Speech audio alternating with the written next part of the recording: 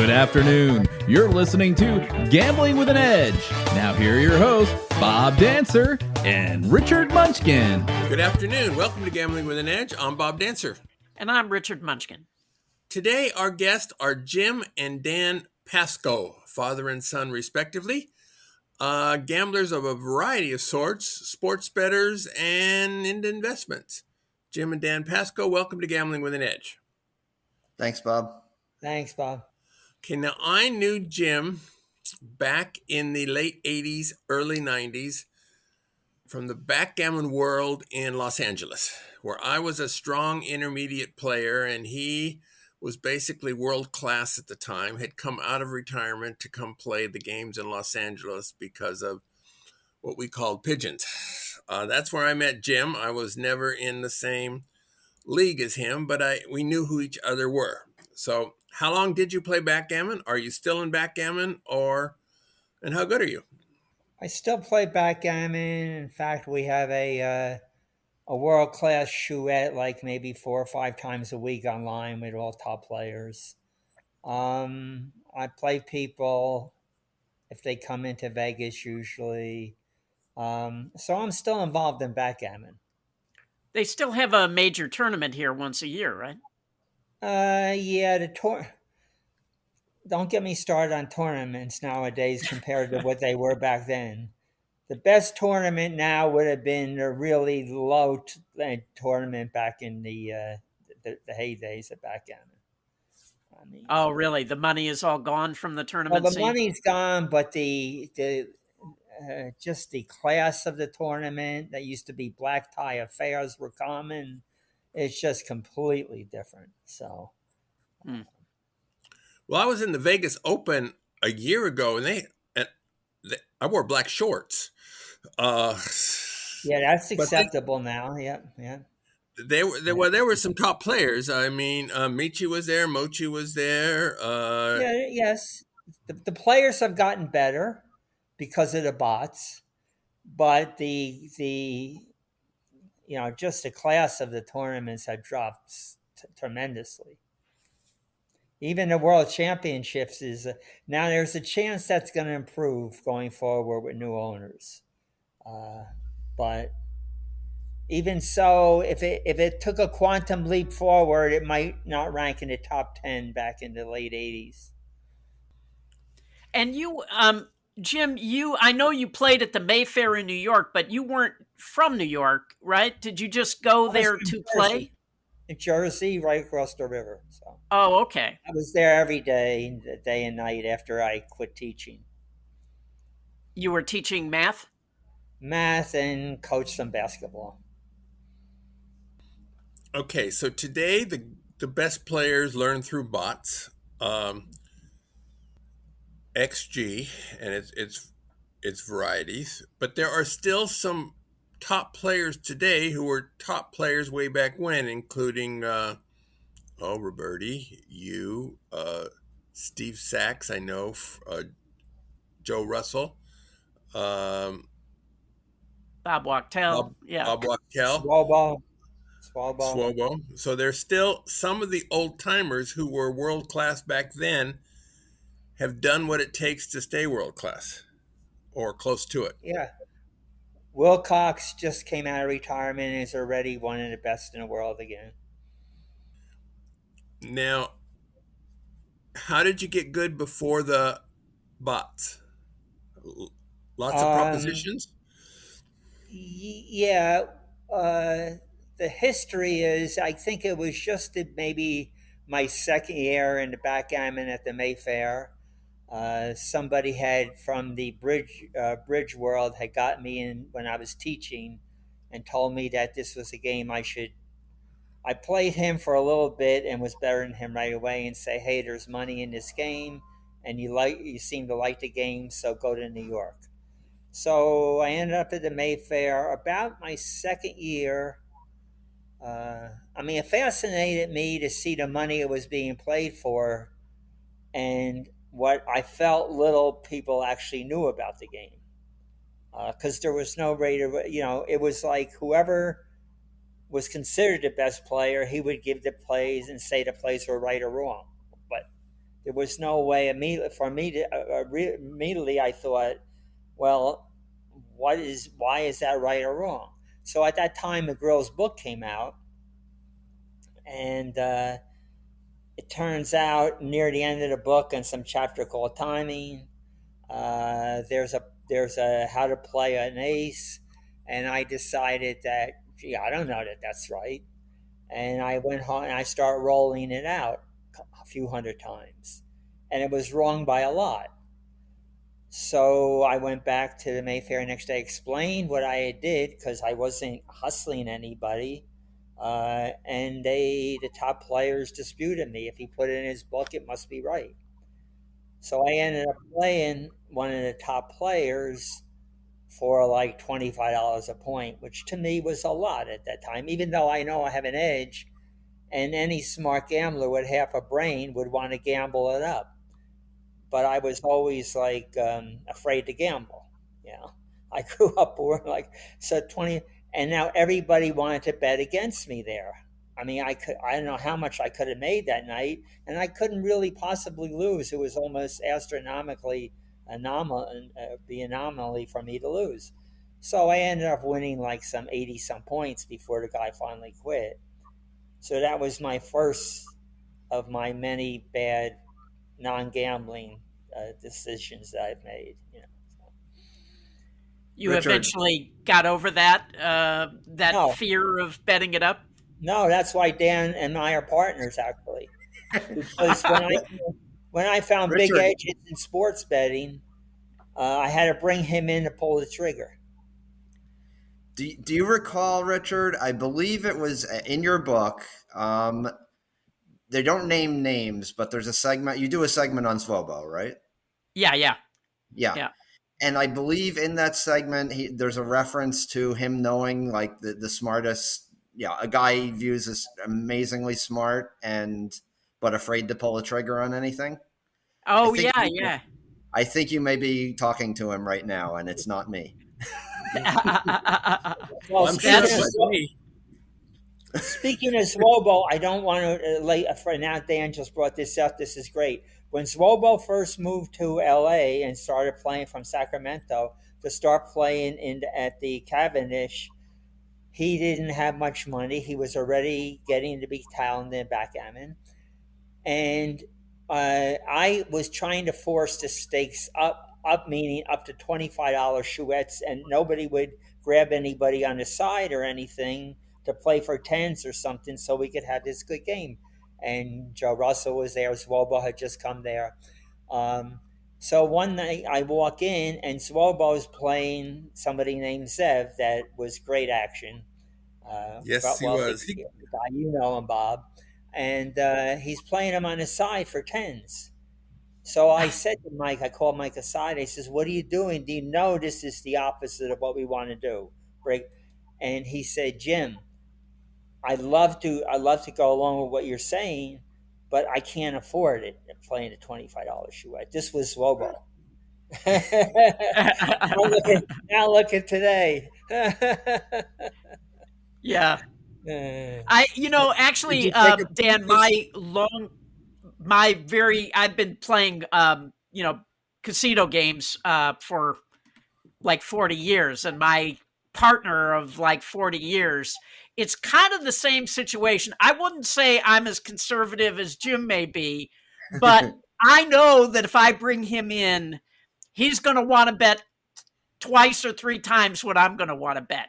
And it's always served me well, actually, because, he Checks and balances. Yeah, exactly. Yeah. You mean the math actually works, huh, when you have an edge? Yeah. Well, that is the way it works if you play long enough. So at the Cavendish, which was in Los Angeles, they had some well-known cheats. One was Gabby Horowitz and one was Steve Goldman. Do you have any interesting stories you can share about either or both of them? Okay, two quick ones with the Gabby, if I can. When I first came to LA to Cavendish, see, I was very fortunate in one respect.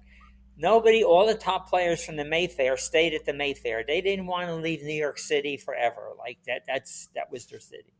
So I found places that I could go play and travel a little bit, and nobody was going to play these people, and the games were much weaker. So when I got out to LA, which I always kind of eventually wanted to live there anyway, on the coast, I went to the Cavendish, and I forget exactly how it developed, but I set up a prop with four. I have four blots left. I'm burying off. I have a man, five blots left. I have a man under 1, 2, 3, 4, 5. He has the starting position, plus he has his 9 points, so close to the starting position, but he has a man on the bar. And he's got everything hitting except double sixes. And it was that, dude, I have a take with those 5 blots. And the reality is, and nowadays, even I think the average player would realize, what are you talking about? It's an easy beaver. So, so what happens is Gabby decides to pass, which is what I was hoping for, and he plays me in a proposition, and he's down a ton of points right away. And somehow he wasn't. I don't even know how this phone call occurred, because he took a break and he went and called the Mayfair and he spoke to Senkowitz. They were definitely not friends. I don't know how this came up, but he mentioned he says, this is, I'm playing this prop. I'm getting killed. Could I be? He says, is Jim Pasko out there? So that was one of the Gabby stories. I mean, I have other Gabby stories, but he was a character. He was backed by Lucille Ball for many times too. And that was a weird relationship. She didn't realize that he was a cheater at all. There were stories there from Pips. And then who else did you mention? Oh, Steve Goldman. Goldman once tried to, I mean, he had balls to do this, but he actually tried to create a scam for me at the racetrack, where he had from the hospital, he had a number of doctors who liked to place horse bets, and I could book them. And, there's nice vig from booking horse bets, random horse bets, 20% or more, depending on what they're betting. So we're in a room, they're reading, we'll get there together, three of us, and we're in a room, and he's reading out these slips of paper from all these stuff and puts up money. And now all of a sudden, we're getting past the time of the first race to go off.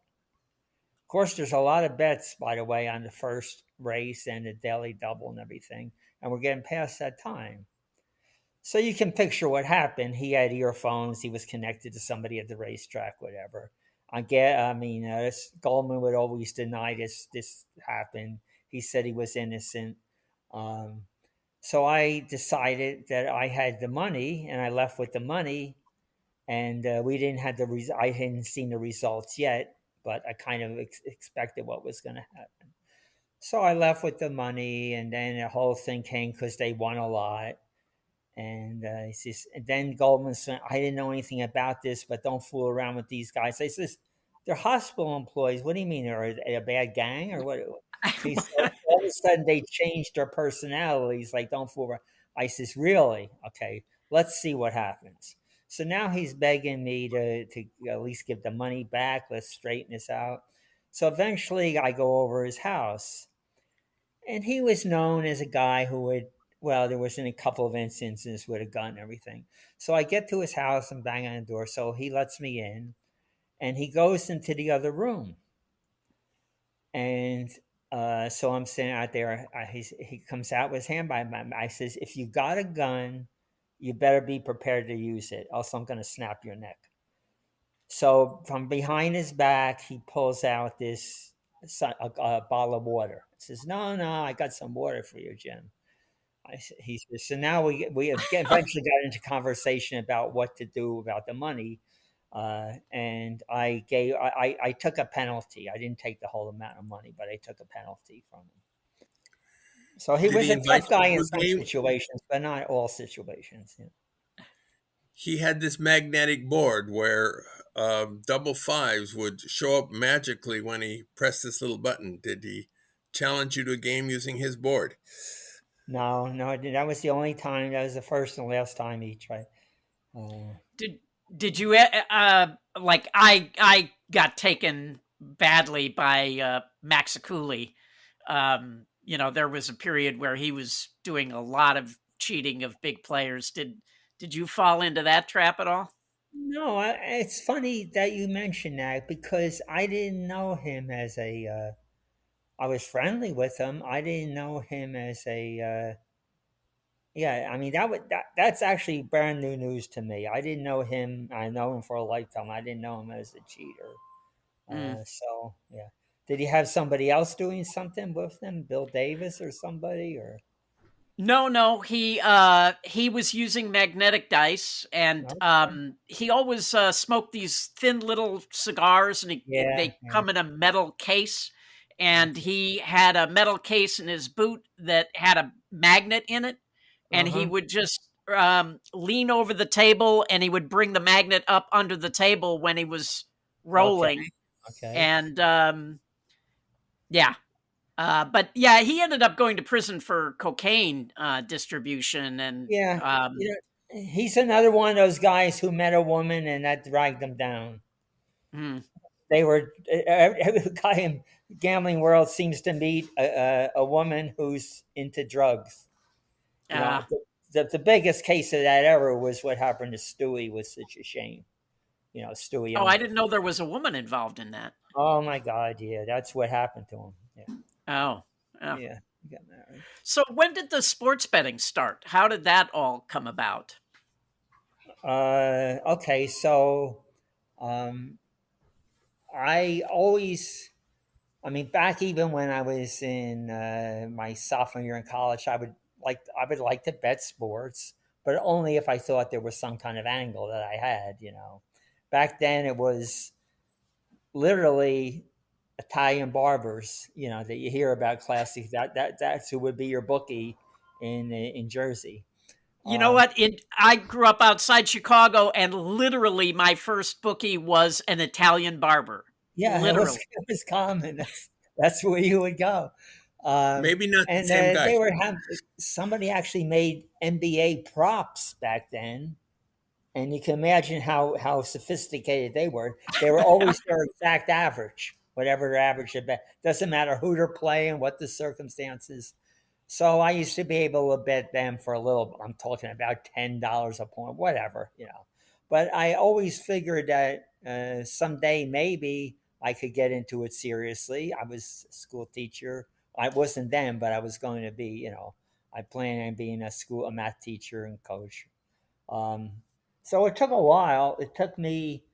I didn't start turning back to sports until the Mayfair. I was already playing backgammon for a living, and a couple of people there, especially Billy, Billy Haran, he was a chronic sports bettor. There were others. So I said, this is crazy. I should just book. Their opinions are not so good. Um, So I would start off like booking a little bit, and that grew for a number of years before I realized I think there's a better way. When the sites started coming online, like sportsbook.com and the Greek and everything, that there's better angles in betting against these places. So that's how it transitioned.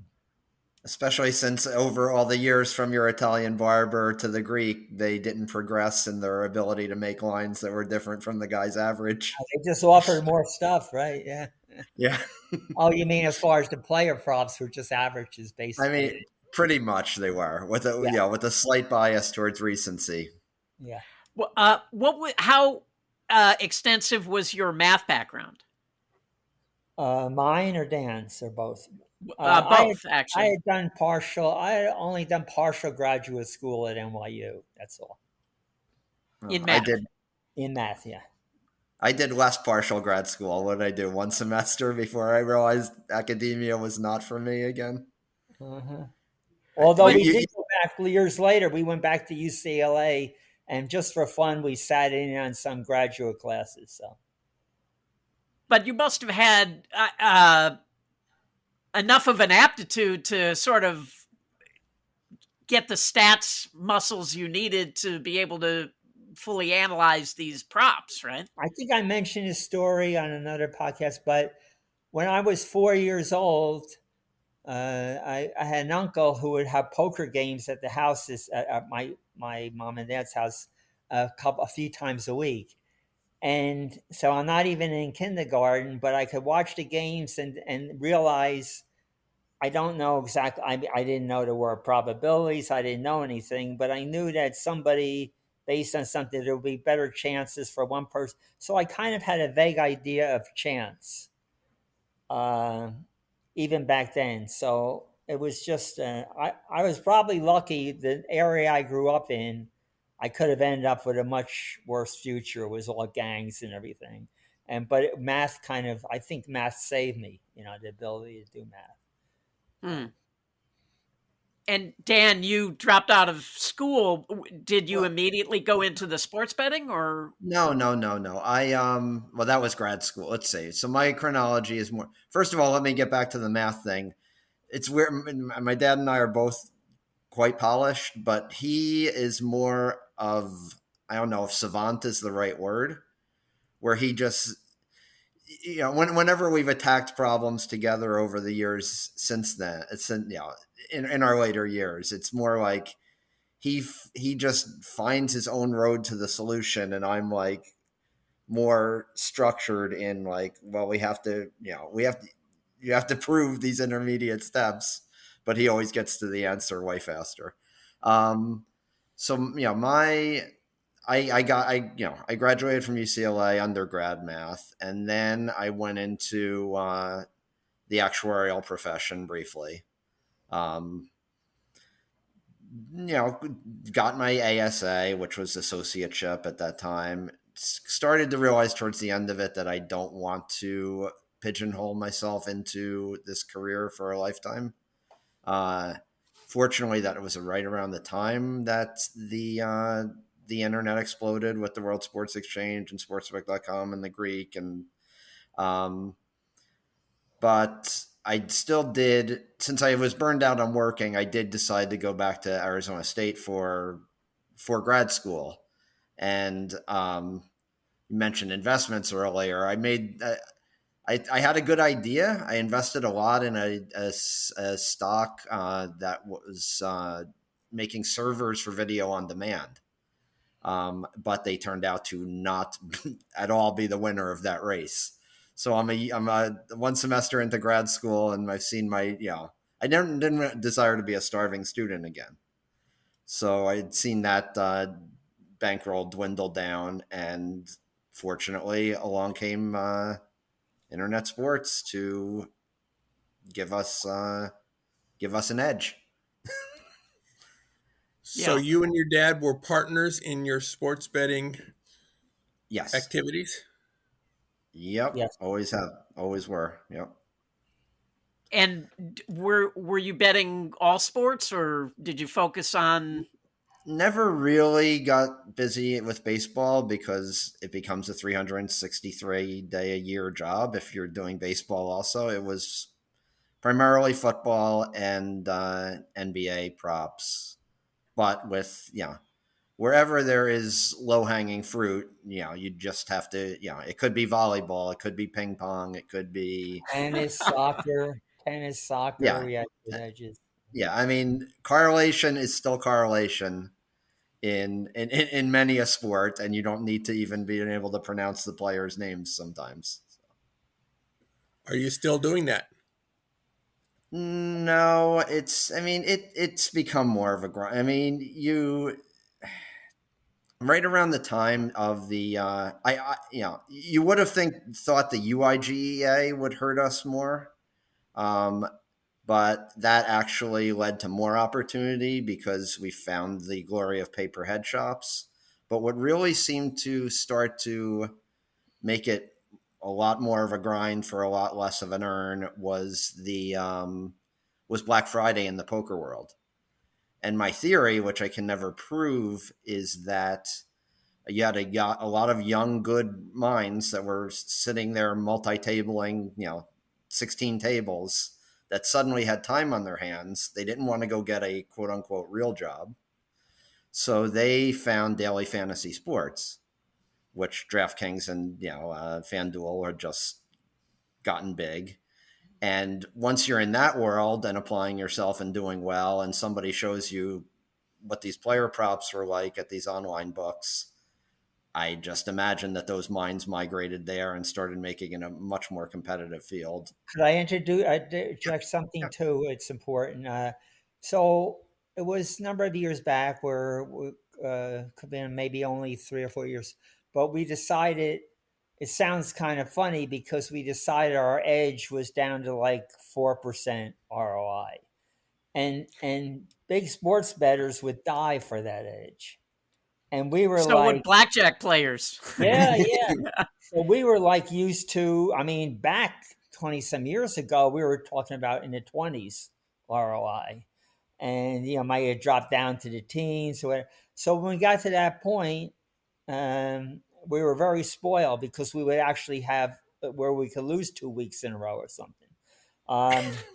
So then we developed this company that actually worked out kind of cool. It's fun to always take up challenges from poker players, sports bettors, do math for them, and so So tell us about that. You formed a company that solves problems for other bettors. yeah, there's a typical problem would have been, what about a 3-way all in? What's the chance if you put somebody on a range of cards in a poker hand? How does your math work out with 3-handed? Heads up, it's easy. Trying to explain, if a person was coming into backgammon, it would be like teaching, but I would just give them then would do all the math. Dan's teaching people with all these different variations of bomb pot. If they're interested, he'd explain the math to them. So it's just all stuff like that. It's not. Is it also how to analyze sports props and things like that? Yeah. Anything that people can come to that way, as long as it's something we can solve mathematically. And the income is less than the gambling back then, obviously. But it's okay because we're fine after 20 some years. It's good. Yeah. Oddly, 10 minutes before the call, I don't know if you even saw the message I forwarded to you, Dad, but one of our colleagues came to us and is like, what are the chances that somebody with a 57% edge hits 1 out of their first 10 bets? And, it's like, people don't know, they don't know combinatorics and how to solve these things for themselves. Wait a minute. A 57% edge, or he's 57-43? Yeah, he's 57-43. Sorry. Okay. Yeah, it would be tough to go 1 for 10 if you were. Yeah. But still possible. And it just and it's amazing, over the years, like simple questions you ask of people that bet routinely, like how often do you hit 7 out of 10? And I just had somebody that's the group that's actually the biggest NBA bettors in the world. And the system is that if there's a few people left that can beat sports, they need to constantly get new accounts because they would lose accounts. So there's people that work under them. You know how that is. So these people were coming to me and this guy actually lost. I saw it firsthand. He lost 19 bets in a row with about a 4.5% ROI. Lost 19 in a row. So the question then becomes, the chances of that happening are very important to work on, because could there be a dynamic situation now where this side people think they have the 4.5% edge, but they're actually on the wrong side? So we have to say, okay, I can never tell you that this is an anomaly, but the bigger the streak, if we were now, like, if you're 50,000 to 1 dog for this to occur, if you in fact are on the right side by 4.5%, then it's up to you as an agent. If you're getting accounts for these people, you have to decide on your own. Do I still trust them? They trust themselves. They're still willing to bet. They're not stupid people. Or is this something I want to back off on? So that just occurred very recently, but a few weeks ago. Yeah, well, things change, right? I mean, markets change. People have edges that they lose those edges, you know, and that seems like a constant, right? I mean, edges that people were betting 20 years ago, probably none of them exist anymore. Right. And there's one thing about if you take a small edge, let's say you're confident that you have a 2% edge or 3% edge, right? Now, I'm not talking about your cards because that's set probabilistically. But let's say it's the sports bettor who has that kind of edge. And we knew somebody big that went back. They can lose quite a few weeks in a row. They can lose a lot of bets in a row and still really have the edge they thought they have. Then again, there may have been a dynamic that put them on the wrong side. And how do they know for sure? Now, when we had this edge of 15 or 20% or something, this couldn't happen. We once had 56 weeks in a row where we won. So if we lost 2 weeks in a row somewhere along those 20 some years, we would step back and question, are we missing something? Was it dynamic? Because we had such an edge that those things couldn't happen. I don't know how people are confident when they're working with those small edges that something didn't change. Yeah, and when they say I have a 54% edge, well, you can't know that. Like in a game like blackjack, you can know exactly what your Yeah, edge is, but that's, in a game like poker or sports betting, you can only look at what you did in the past and say, I had a yeah, the not best you can use 54%. is statistics, which is a lot different than probabilities, right? You can, Yeah. Yeah. so we have to put the two things together, and there could be strong reasons that you feel like you're still on the right side if you go for 19, or maybe you're supposed to back off. It all depends on what you think your edges are and why. So it gets a little complicated. Okay, Yeah, we've had. we're going to take a break here, Dan. We're going to get more about this, how people get in touch with you if they want to use your service, including telling us what the hell bomb pots are. And we have a brief break. The South Point has more than 10,000 games returning more than 99%. This is more such games than anyone else has. To celebrate the upcoming South Point 400 NASCAR event, the October promotion is logo merchandise you can get by earning 1,800 points weekly on any machine, limit one per player. You must pick up your own gifts. Earn and redeem gifts between Monday and Thursday midnight. October 3 to 6, unisex full zip jacket. The 10th to the 13th, men or women's polo shirt. The 17th to 20th, folding chair. 24th to 27th, quarter zipper pullover. If you earn and pick up all four gifts, you'll receive $100 in free play, which will be loaded on your card from midnight to midnight, Sunday, October 30th through Monday, October 31st. If you're serious about card counting, the Blackjack Apprenticeship membership is a great way to learn, train, network, and get the resources you need to succeed. We've had quite a few guests on Gambling with an Edge who exclusively trained and got their start through Blackjack Apprenticeship. Check out the website at blackjackapprenticeship.com. They have member forums, training software, and guides to help you learn. That's blackjackapprenticeship.com, and you will find a link in the show notes. Also, they have one Blackjack boot camp left for 2022 that is not full yet. So if you're interested in attending a boot camp, you can get a hold of them at blackjackapprenticeship.com. Videopoker.com is the best place to play lots of games. If you sign up for the gold membership, $8.95 a month or $79.95 a year, this allows you to get correction on most of the games. The game of the week is Peek and Play Poker. This is 7 coins per line game where you get to see the first card off the pack of 47 undealt cards. You must take that card, assuming you don't hold all 5 original ones. Let's say you're dealt Ace, King, Queen, Jack of Spades, and a red 4. In normal video poker, you hold all 4 spades, say a prayer, and hope for royal. Assuming that the peek card is another ace, well, goodbye royal flush. Here you just hold the ace because you know another ace is coming, and the new ace will be paired off the first ace off the deck, and you hope for the best. You'll have to work out the strategy on your own. This was one of the games constructed in an era where they did not create games that paid more than 99%. So it's a rare promotion that this will be your best choice. If you're interested in getting an edge at sports betting, then unabated.com is a great resource for you.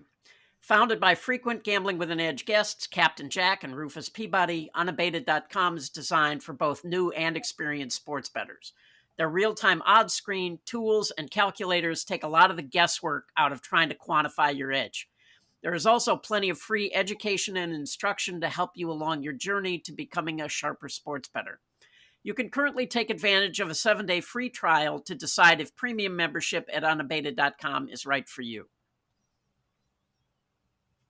All right, we're back to Jim and Dan Pasko. You mentioned you have a business solving math problems for gamblers of various sorts. Assuming somebody has such a problem and wants to get in touch with you, how do they do that? I mean, mostly it's been entirely word of mouth. So we don't have like an online site or anything to bring people in. It's there's so many people I've known in the gambling world over that many years. It's basically they know me or they know somebody who knows me, or Dan, somebody who knows Dan. So that's it. We don't advertise or anything.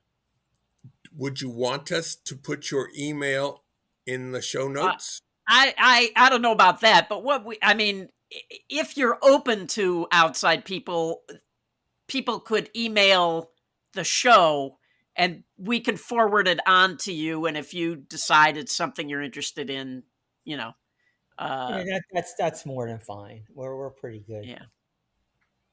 All right. It's amazing how many people I got from poker. Poker players are always sports bettors. So many have taken up backgammon. So we're not short on people giving us calls that want to work something out. And they're very good at paying decent amounts of money. Enough that the business is okay. Good. Wow. So that's like 40 years ago when the poker players took up backgammon. Chip Reese and Puggy and Stewie, all those guys. But it was hard to get them to play. Yeah. I had, well, you know that probably heard in the past that I got pretty close to Stewie Ungar, who was probably, I've always been fascinated with learning curves of people. So you could say this guy's rated number 1 in backgammon, or he's rated number 1 here. Doesn't mean he has even close to the highest learning curve. You can do a lot of studying and memorization of bots and stuff, but I've been more fascinated with people who learn and learn quickly. And Stewie, I would say I would probably have picked him number 1 over the quickest learner I've ever seen. And then I would have pretty much, and then I would have put other people up there, like right now, Gus Hansen, of course, the Great Dane, he's phenomenal at games. He learns quickly. Do you remember, Richard, or you guys remember a guy named Roger Lowe? Oh, yeah. I ran into him at the World Series of Poker a couple of years ago. He was a very terrific learner of games. Mm-hmm. Unbelievable. So there's a few people, I put up there. But Stewie was such an interesting guy. And it was just a shame what happened to him. He could just become good. He had a situation where he was playing a big gambler from Chicago. Well, you would know him, Freddie. Oh, yeah. And Freddie was a very good gin player. Of course, Stewie was the best. But they would play each other backgammon gin. So Stewie came to me. We were already kind of friendly. I forget how we first met. But he wanted me to improve his backgammon game. Well, as soon as I would bring up a concept or he asked me a question, he would immediately add on to that question with a very relevant question. And he was learning as we would speak. Is that good? So it didn't work out good for Freddie then playing backgammon after a few weeks. Backgammon and gin together, it didn't work out. as usual for Freddie. He has his disasters. Yeah. Well, when Stewie first came out here, he was here to play gin, and after a while, he just couldn't get any action. He was hanging around the Dunes poker room, and Yeah. so he took up poker, and very, very quickly became one of the best poker players in the world. Yeah. And he really looked down on people like, what's wrong with these other idiots? How can they even think about doing this after years of playing the game? He was, yeah. And you know what he did with Dan? You probably heard that story where Dan was then like about 11 years old and was already playing tournament backgammon and everything. He would be at the Mayfair with me at nights. So Stewie, whose nickname was the Kid, would call Dan the Kid. And he offered me, he says, Jim, I know you want him to go to school and anything, but forget it. If you want him to make money, just let me tutor him in games. He's such a brilliant kid, and he'll do much better without forget about school. And I'm like, oh, Stewie, I don't want to go that route, But he's probably right on what would have happened money wise. But it would have been a very different life path. That's for sure. Yeah. I don't know. You ended up a gambler anyway, right? Yeah. It would have been a higher variance path by Stewie's side. I feel. Yeah. Maybe I would have saved him from the woman that got him in the drugs, or maybe I would have gotten into drugs with him. You just don't know. Yeah. You earlier mentioned bomb pots and their variants. Now, I have not heard of this before. What are bomb pots? Okay. Bomb pots, I believe the origin of them, they are a big thing in Portland, which is where I play my poker. I think they have their origins in games that are timed for, instead of raked pots. And the origin of them was just simply a hold'em hand where everybody anteed and saw the flop, and whoever won the pot had to pay time for the whole table. So that started to spread a little. I feel primarily in the West, and I think they're also played a lot in Texas right now. But we are degenerate up here, and we have it has evolved so quick. So the next generation from there was a double board hold'em situation.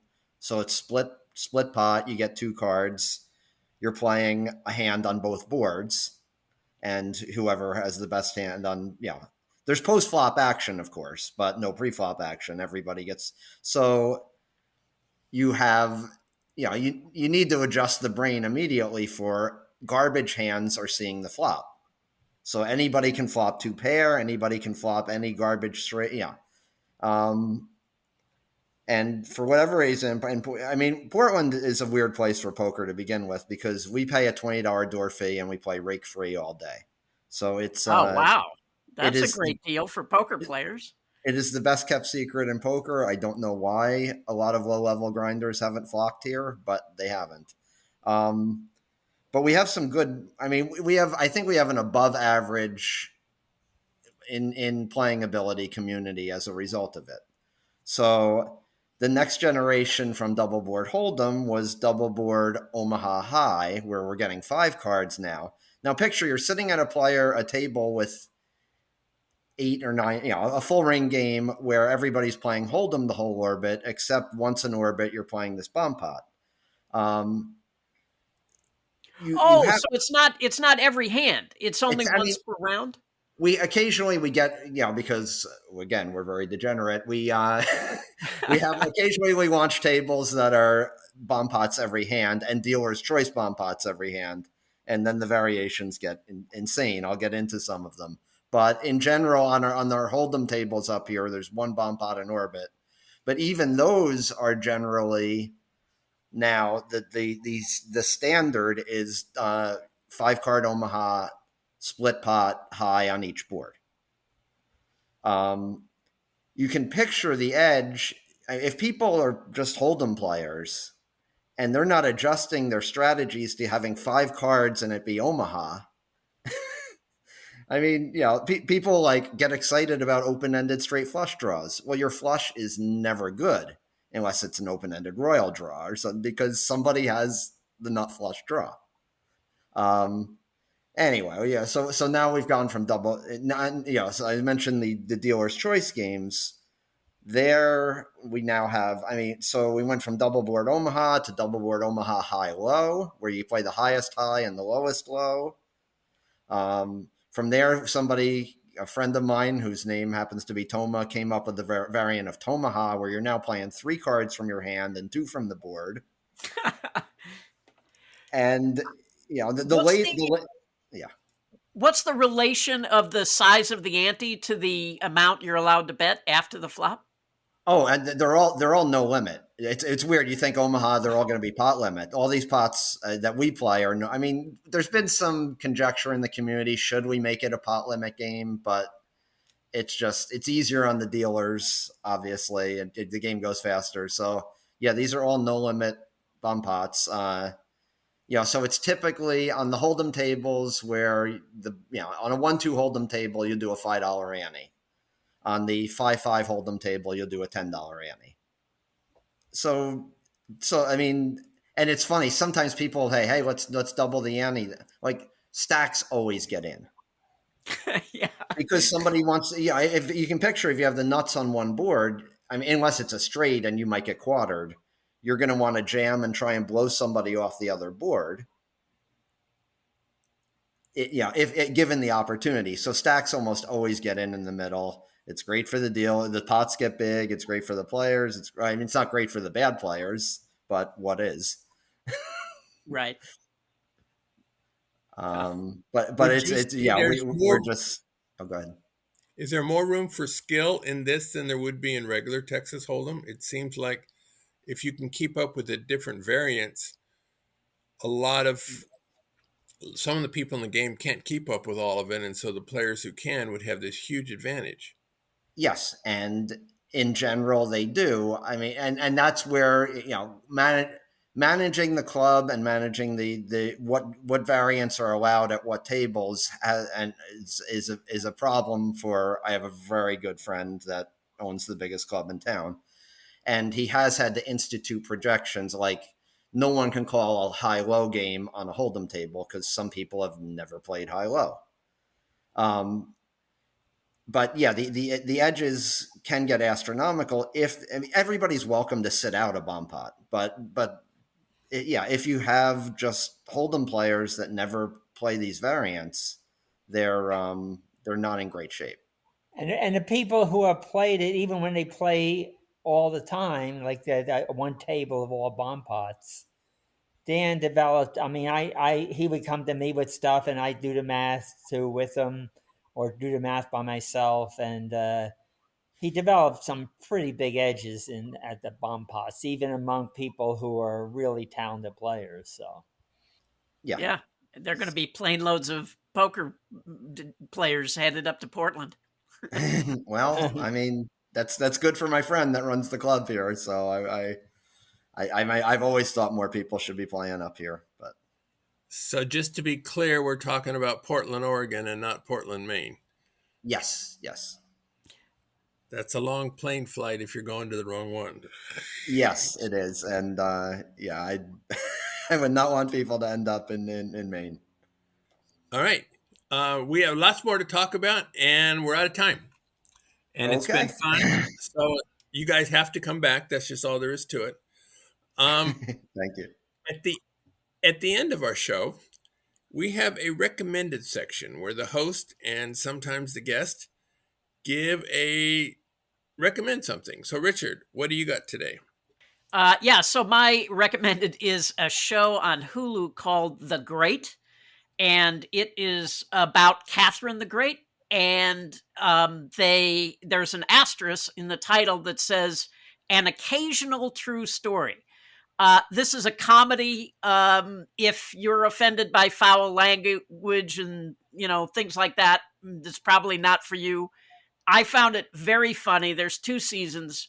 And it spurred me. I'm now reading a biography of Catherine the Great, and I was kind of disappointed that when they say occasional true story, it's very occasional. There's not a lot in there that actually happened, other than the fact that there was this empress named Catherine the Great. and her husband was Peter. But anyway, I thoroughly enjoyed the show. I am enjoying the biography. I may read a second biography of her after I finish this one, because she was quite an interesting person. So that's my recommended this week. All right. My recommended is a 2020 movie called The Duke. This stars Jim Broadbent and Dame Helen Mirren, and it tells a true story of an English taxi driver who steals Goya's portrait of the Duke of Wellington from the National Gallery in London. He didn't do it for personal fame or money, but rather to help the poor in England and to save his marriage. It is a charming, wonderful story. The Duke. So Jim and Dan, Okay, I'm tell going to me get they my are favorite going to gang before up. Dan gets it. Okay. It's a movie, and I'm sure most people have seen it, but if you haven't, it was my favorite of all time, was Good Will Hunting with Ben Affleck and Matt Damon.